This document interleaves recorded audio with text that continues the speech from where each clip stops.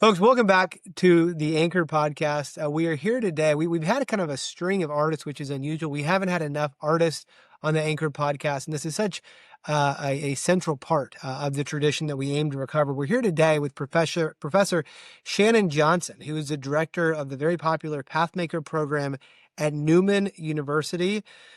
Professor Johnston is a graduate of Belhaven, where she did her undergrad, and has a Master of Fine Arts from Wichita State. Shannon, thanks so much for being with us today.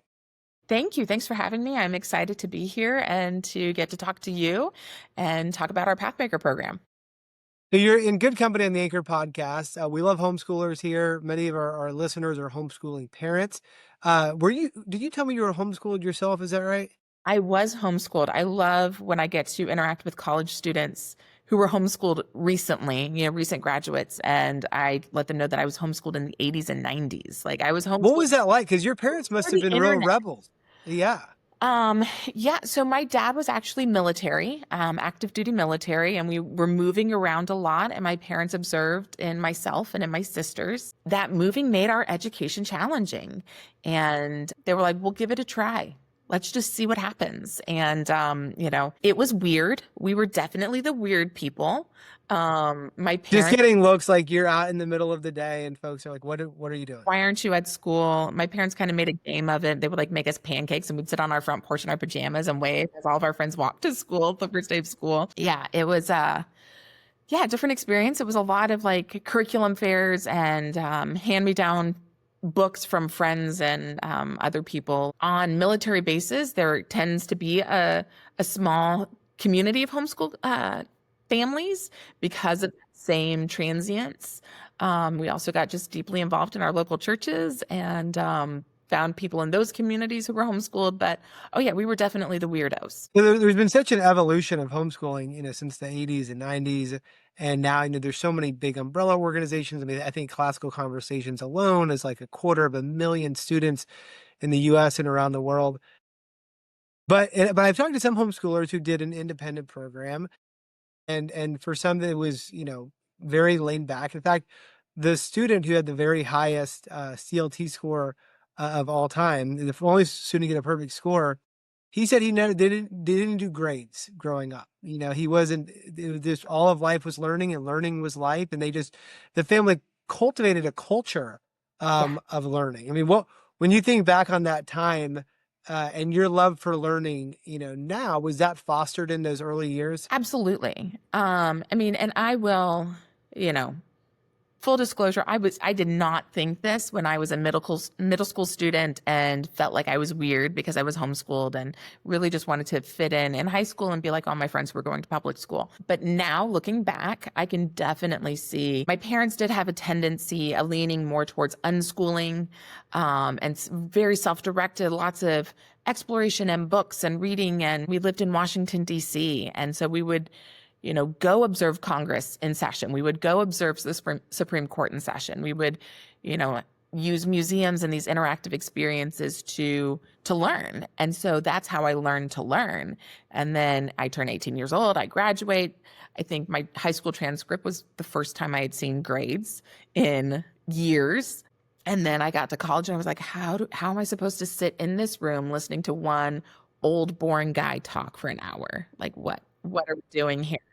I was like, can I just go to a museum? But because of homeschooling and because of the way my parents homeschooled, I very much had the ability to self-teach and to learn. St. John Henry Newman, who the institution I work at now is named after, has a philosophy, and I will butcher this quote. I'll have colleagues who will come and slap my wrist sufficiently for it. But he said that students can learn without teachers. If we have students who are genuinely engaged in the process of learning and genuinely deeply engaged in community, they're going to learn, regardless of whether or not we have classes or grades or faculty. And that has very much been my experience and very much informs the way I teach at the collegiate level. Did you have a love for art as a young child as well, or did that develop later on? I have always had a love for art, and my parents, will proudly show you. If you want a scan of it, I can copy it in and email it to you. You can pop it up in the podcast. I was in kindergarten. I was in public school for a few years. And, it's that like, I'm the best blank in my family and my mom's the best blank in my family. And, one of those Q&A things that I wrote that I was the best artist in my family. It's still true 40 years later. But yeah, so I always had an interest in art. My parents were like, we don't know where this came from. I firmly believe my mom was a stay-at-home mom. I watched her homeschool. I watched her raise kids. I'm the middle of three girls. We were very close in age. So I was, we were a tight-knit community. And I believe my first art lesson happened when my mom shoved a kitchen chair up to the counter and I was helping her make strawberry freezer jam. And in that process, I learned a value of making and a value of discovering and a value of making things to share with other people that has just stuck with me forever. And it evolved into art making, and it evolved into being a lifelong learner and being an educator. I still make art, but I also make lesson plans and make connections with my students and with other artists. And let's talk about Belhaven here for a minute. Mm-hmm. You did your undergraduate at Belhaven, a popular CLT partner college as well. Were you in Mississippi? Why did you choose Belhaven, and how's your experience there? I loved Belhaven. I had a great time there. I learned so much from my faculty, both in the art department as well as just all of my faculty. We had not been living in Mississippi. We were actually living in North Central Texas in Wichita Falls. My godparents lived in Wichita Falls for a long time, so I actually know Wichita Falls, which is rare because it's not a big town. Crazy. It's not a big town. My dad was stationed at the military base there. I spent all of high school in Wichita Falls, and I graduated, and I wanted to get as far away from there as possible. Okay. And I started looking at schools. I wanted to major in art. My parents were a little concerned. This little homeschool kid. I've always been entrenched in these communities of faith, and they were concerned throwing me into a large state school in an art department was just going to be a lot. And so we started searching out what Christian colleges had art programs, and it was Wheaton and it was Belhaven. And I decided I didn't want to go to Chicago. I don't know why, but I went to Belhaven, and I loved the campus. I had great interactions with the faculty there, and it just was the right place for me. And tell us about the journey to Newman, and actually for folks who might not know anything about it, because I actually wasn't too familiar myself. Yeah, tell us a little bit about Newman University. So Newman is a small Catholic college in Wichita, Kansas. Newman was founded by the Adorers of the Blood of Christ, so an order of nuns who came to Kansas in the 30s, so Depression, Dust Bowl, and they saw a need to educate educators and to educate nurses. And so this group of women in the middle of the Dust Bowl, in the middle of like rural Kansas, we're like, we're going to start a teacher's college. And I think that lays a lot of foundation for Newman. Like, we are a small, scrappy group of people who seek to step into spaces where there's a need. And I think, I don't want to jump the gun and get into Pathmaker too much, but I think that's a big part of why the Pathmaker program is happening right now and happening at Newman, because we're seeing a need for something to change or develop in the world of higher education. Totally. And I would love to hear more about this. I mean, Pathmaker is very popular. 3 years and you got an undergraduate degree, you got your bachelor's degree in 3 years, which is incredible. And I think especially for homeschoolers that are often, thinking outside the box, one of our all-stars here at CLT, he came full-time 20, not 21, 20, already graduated college. He was homeschooled, and he found a way to graduate in 3.5 years. Pathmakers, tell us about the origins of this program and how you're able to do an entire undergraduate degree in 3 years. Yeah, so Pathmaker kind of generated out of a think tank that had some administration and a lot of faculty in it. And they were like, what are the problems facing higher education and how can we solve them? And that was a group I got to be a part of. And we really were looking at this British model of education, of higher education, of getting those gen eds kind of implemented through the high school years, and really this deep mentorship with faculty, this emphasis in your program and then tailoring programs to fit. I have a deep, deep love of C.S. Lewis. And so I have this very like nostalgic, romantic idea of like, oh, I'm going to wear like my blazer and I'm going to go in, like a cozy pub and drink a cup of coffee and like write books that are going to be meaningful and like educate students and have them go off and be, you know, the next Tolkien or whatever. And I mean, it's a romantic ideal. But that's kind of what was like very much in the back of my mind as we were talking about Pathmaker, that kind of rich tradition of self-directed learning that we see Yeah. much more in British schools than we do in the American system. So we are in the first year now of a pilot program. So we have 3 years that we're test driving this program, this Pathmaker program. They're taking courses with with traditional higher education in the United States, you take 4 years, freshman and sophomore year. We've essentially taken that fourth year off and put it into 2 summer terms. So students will go to school year round, not have that big summer break, which we've seen. And I think a lot of, homeschooling and classical conversations type families this may resonate with them that, if you just stop at a randomly chosen date in the end of May and then expect students to back up with learning at a randomly chosen date in August, it's such a hard transition. So part of the Pathmaker program is keeping all of these learning and academic juices flowing.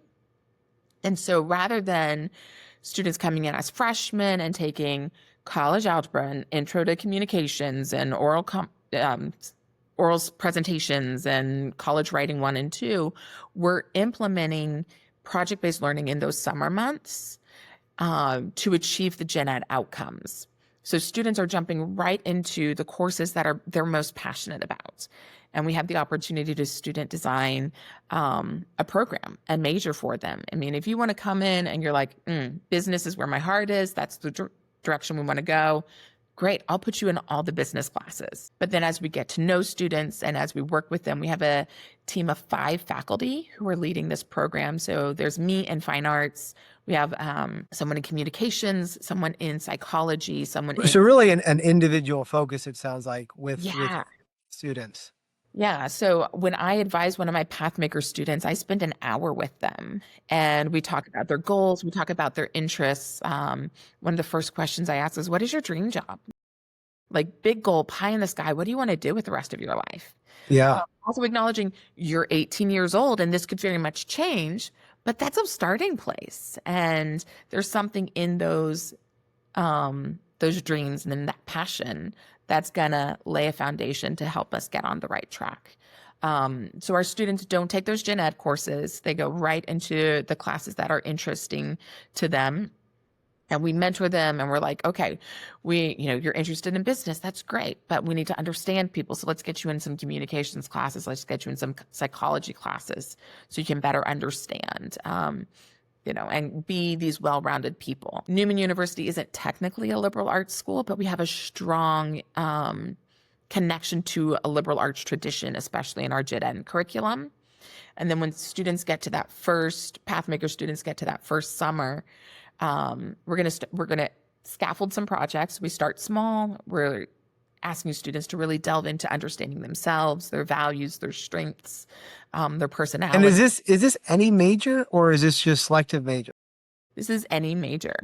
We're almost any major. We're still working out some of the kinks with some of our programs at Newman who have really specific accreditation requirements, but almost any major and student design major. So we can choose your own adventure or choose one of the adventures that's already outlined in our curriculum. And then when we get into those summer months, it's really, really, really grounded in student choice. That's kind of the crux to project-based learning is it's student choice, it's student-directed. Yeah. And faculty, rather than having a prescribed like curriculum, today we're going to talk about these things, and then we're going to take a test on these things, and you're going to pop out these answers. It's going to be entrenched in students directing projects, finding real world problems and seeking to find solutions. And we're crafting our rubrics in such a way and our assessment tools in such a way to where we're actually going to be looking at how they're cultivating interpersonal communication among their team, how they're Okay. developing leadership skills, how they're developing personal management skills, and just the way they're working on these teams and assessing these projects. And then they'll propose a project and they'll present something. So they'll do an oral presentation, they'll have written components, they'll have done quantitative reasoning and scientific methods. One project we've kind of brainstormed a couple of options, and something that we've looked at is like Newman is affiliated with the Catholic Diocese in Wichita. We have a lot of schools, parochial schools in our city. Are the playgrounds at all of these schools fully accessible?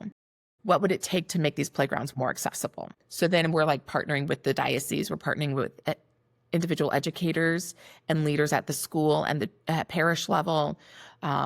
We're doing quantitative reasoning to think about the math for making inclusive swing sets. We're Yeah, doing okay. quantitative reasoning to build the budgets for what it would take to implement these things. We're looking at the community partnerships. So we're doing interpersonal communication, we're doing oral presentations, we're doing written communication. We're getting a global perspective by understanding the needs and the expectations of all of these different stakeholders. So it's a really cool opportunity for students to learn in an embodied way.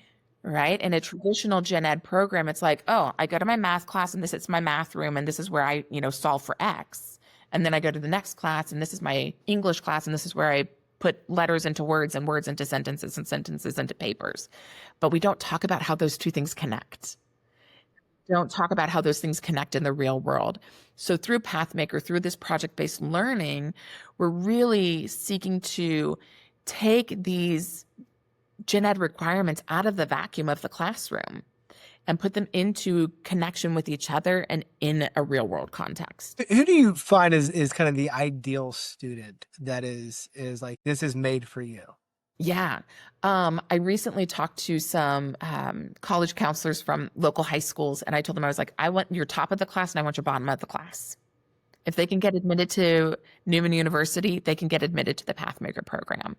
Okay. And I think it's those students who are at the top of the class who are thriving in educational environments, who are entrepreneurial and invested in their education, who are go-getters. I think they could do really well in Pathmaker. I think homeschool students who come from that unlearning, that hands-on, if you did grocery cart math, Uh-huh. a real book that my mom bought Yeah.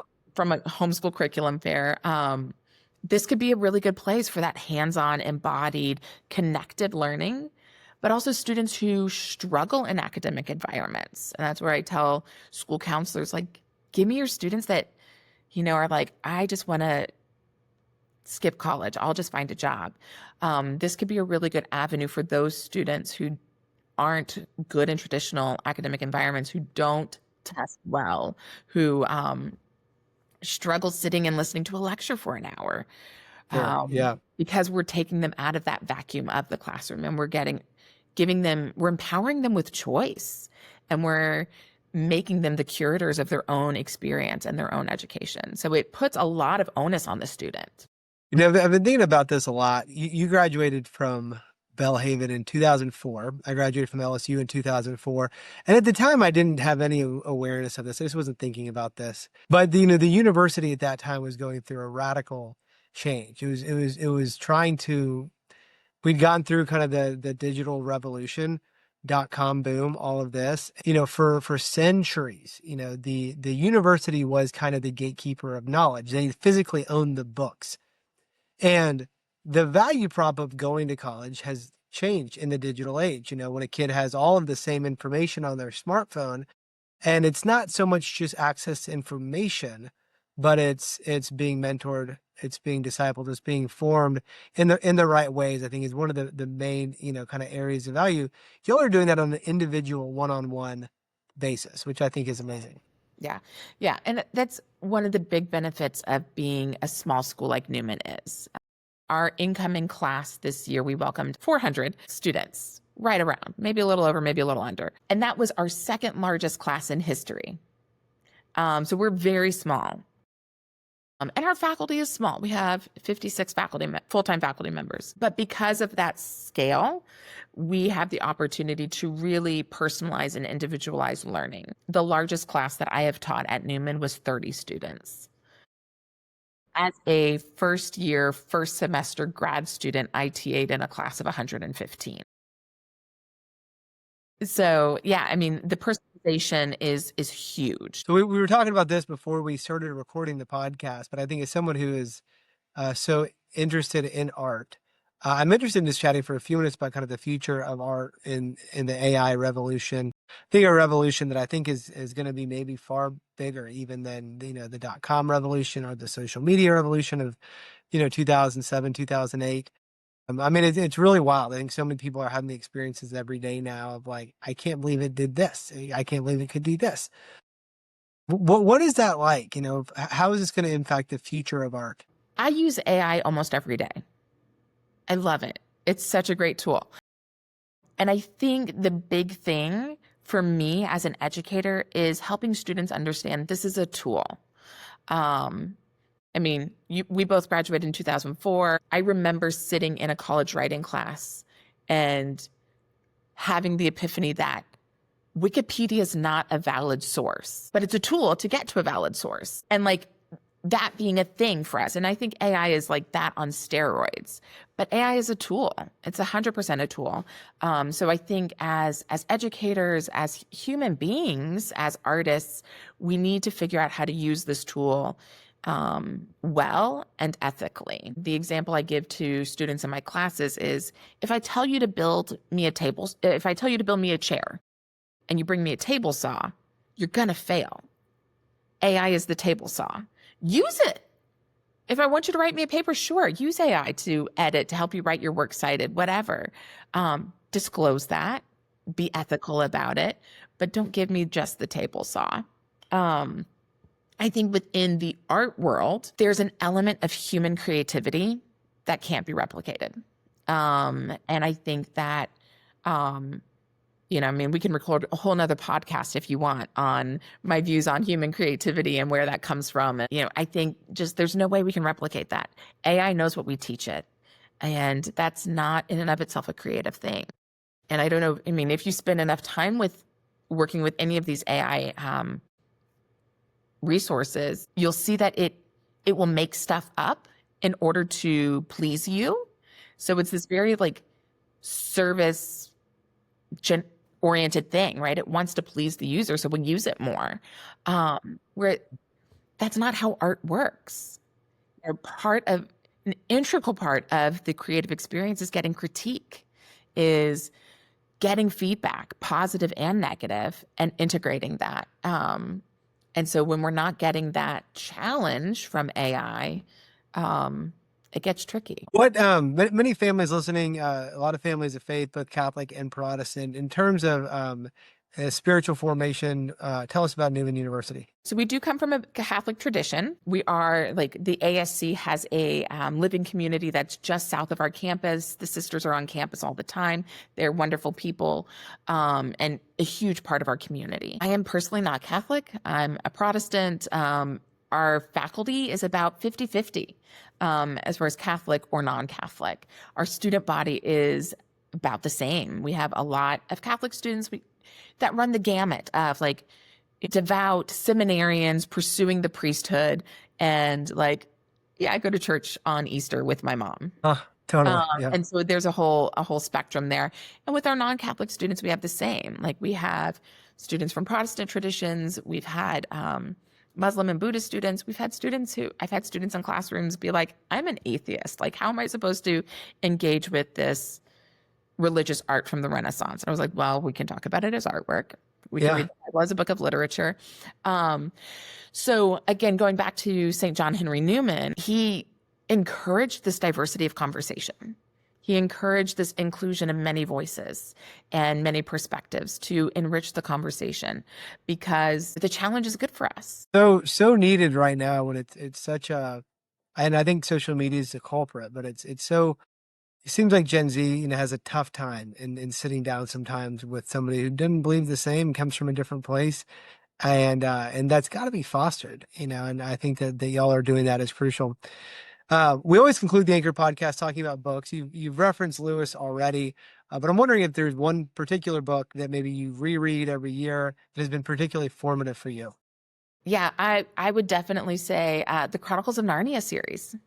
I have vivid memories of my dad reading me those books as a kid, and it unlocked a whole world for me. And I remember I would lay on the bed and just envision this world. And that fostered a creativity in me that was a big part of me becoming an artist, That's so a cool. big part of me becoming an educator. I actually have a tattoo of Aslan on my arm. Do you really? That's I so cool. do. And yeah, I quote the Chronicles of Narnia to my students all the time. They're like, "Oh yeah, here she goes again." Awesome. But yeah, it's a book that I revisit often. Have an audio book of it that I'll listen to while I'm in the studio and making. I read it. I have a 2-year-old and a 4-year-old, and I've already read it to my 4-year-old before he could remember it. I remember like while I was still nursing him, like with one hand reading this book to him. And yeah, so I would say definitely Chronicles of Narnia. A close second would be Dangerous Journey, which is a children's version of Pilgrim's Progress. That's Oh, beautifully interesting. Yeah. illustrated. Okay. Um, Okay. so it's beautifully, beautifully illustrated. And again, it was one of those things that was read to me regularly. And very formative in my faith perspective, but also in making me an artist. Yeah, we're here with Professor Shannon Johnston from Newman University, who is the director of the Pathways program there. Shannon, to find out more, where's the best place for students and parents to go? Website, Newman University, and then just in the search bar, type in Pathmaker or search for Shannon. It's easy to find me. It's last name, first initial is all of our email addresses. So johnstons@newmanu.edu. Shoot me an email directly and I'll get you connected to the right people. So, well, thanks so much for being with us and keep up the great work. Thank you so much, Jeremy. It was a pleasure.